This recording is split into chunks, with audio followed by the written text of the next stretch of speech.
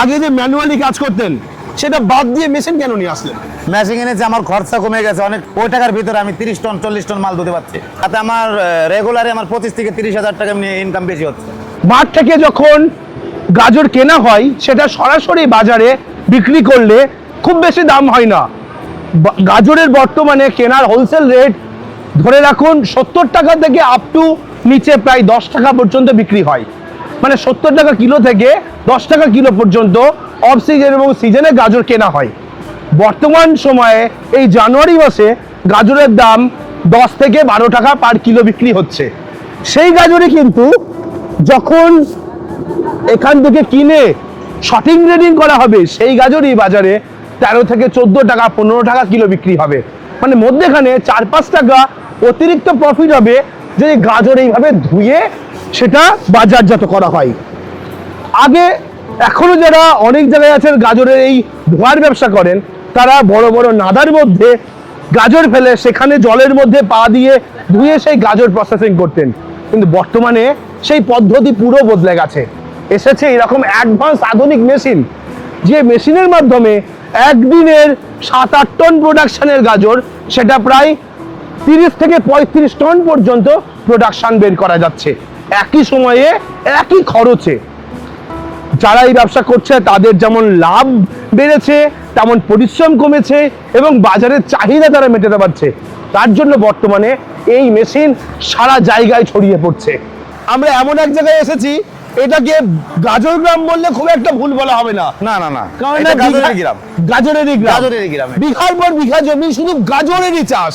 আর সেই জায়গায় আমাদের নীলকমল দা প্রায় 16 থেকে 17 বছর ধরে এই গাজরেরই ব্যবসা করছে। হ্যাঁ, ওকে, ঠিক। তো নীলকমল দা আপনার পরিচয়টা একটু আমাদের দর্শকদের দিন। আমার নাম নীলকমল মন্ডল, বাড়ি বাহাদুরপুর মাঠপাড়া মির্গি। এটা নদিয়ার করিমপুরের কাছে। হ্যাঁ, নদিয়া। ওকে, তো দাদা এই গাজরের ব্যবসা তো বহু বছর ধরেই হচ্ছে। আমি 16 থেকে 17 বছর ধরে করছি। 16 থেকে 17 বছর ধরে করছেন। মোটামুটি প্রত্যেক দিন আপনার এখান থেকে কত পরিমাণ গাজর আমাদের পুরো পশ্চিমবঙ্গ জুড়ে সাপ্লাই হচ্ছে? আমার এখান থেকে 40 থেকে 50 টন গাজর ডেলিভারি হচ্ছে প্রতিদিন। প্রতিদিন? আচ্ছা, তো এই গাজরের ব্যবসার সঙ্গে যুক্ত থাকলে হ্যাঁ, আপনি মালটা কিনে মার্কেটে সাপ্লাই করেন? অবশ্যই অবশ্যই, মার্কেটে সাপ্লাই করি। তো এই মাল কিনে যখন বিক্রি করছেন, এখানে মেন ব্যাপার থাকে গাজর পরিষ্কার করা আর মাঠ থেকে কাদা গাজর বিক্রি করা। আপনি কোনটা করেন? আমি মাঠ থেকে এনে ছাপাই করে মার্কেটে ডেলিভারি দিই, আধোয়াও বিক্রি করি।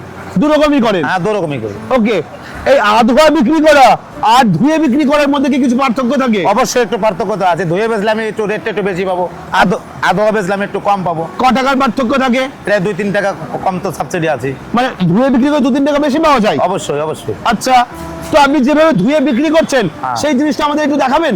এই তো মেশিন, আমি হরিয়ানা থেকে মেশিন নিয়ে এসেছি। আচ্ছা, মেশিন দিয়ে ধোন তাই তো? হ্যাঁ, মেশিন দিয়ে ধুই আমরা। ওকে,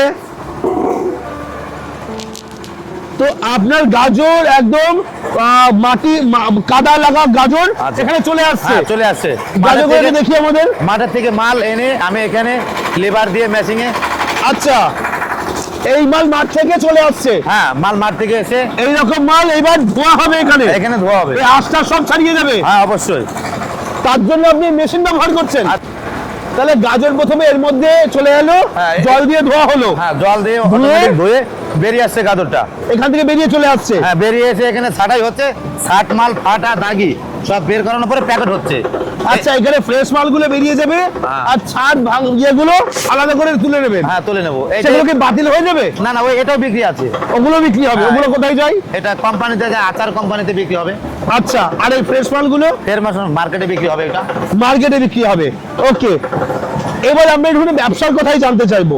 এই যে আপনারা এখানে দাঁড়িয়ে এই মেশিনগুলো ধোয়া হচ্ছে, তাহলে আগে আপনারা কিভাবে কাজ করতেন? আগে জল দিতাম নাগা ভরে, 4-5 বস্তা করে ঢেলে, তারপরে মোটামুটি 3-4 জন লাঠি দিয়ে ধুইতাম।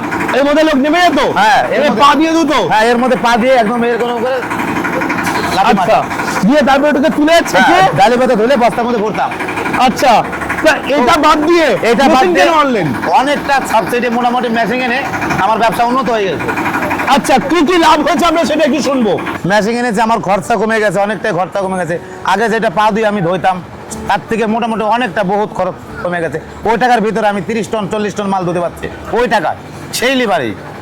সেই একই একই লেবারে সেই টাকায় অনেকটা মোটামুটি 30 টন মাল আমি ধুতে পারছি। আগে কতটা হতো? আগে যেরকম 8 থেকে 9 টন মাল ধুতে পারতাম আমি পা দিয়ে।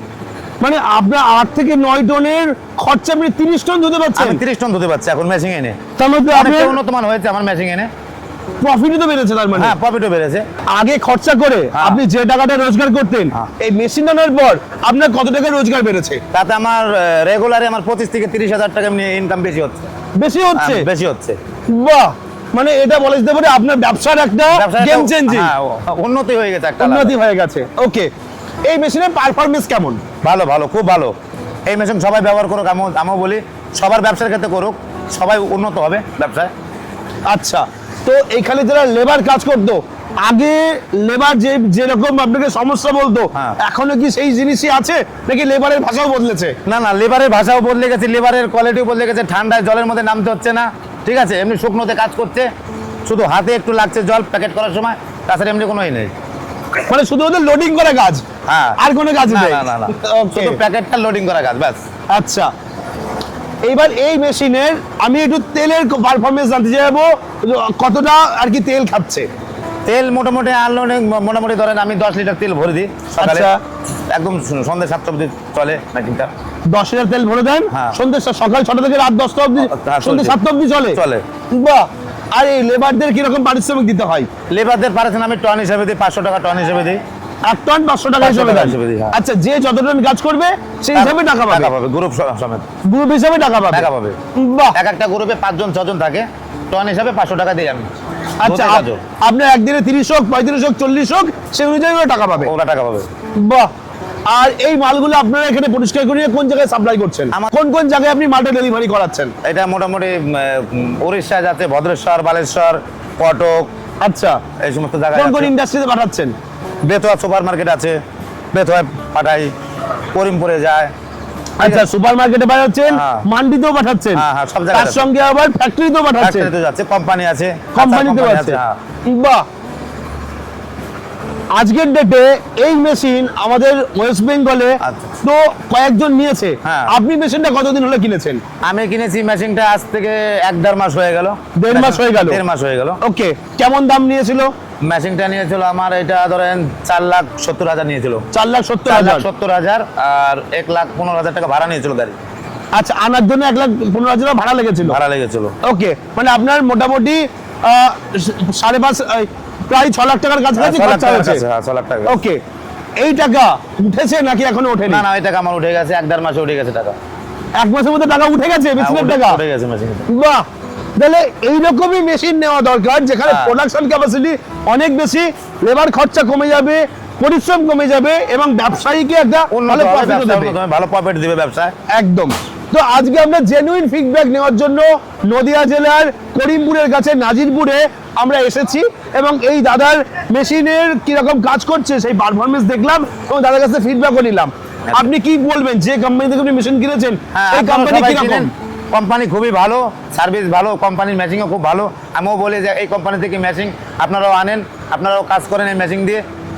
ওকে, তো আজকের ভিডিওটা কেমন লাগলো আমাদের অবশ্যই কমেন্ট করে জানাবেন। আমরা চাই জেনুইন ফিডব্যাক দিতে, মানুষ যেন সঠিক জিনিসটা লাইভ চোখে দেখুক, দেখে তারপরে মেশিন কিনুক। শুধু কোনো কারখানায় গিয়ে ভিডিও দেখিয়ে দিলাম সেটা আমাদের কাজ নয়। আজকের ভিডিও এখানে শেষ করছি, পরবর্তী ভিডিওতে নতুন কোনো টপিক নিয়ে ফিরে আসবো। ততক্ষণ ভালো থাকবেন, সুস্থ থাকবেন, বাই। বাই।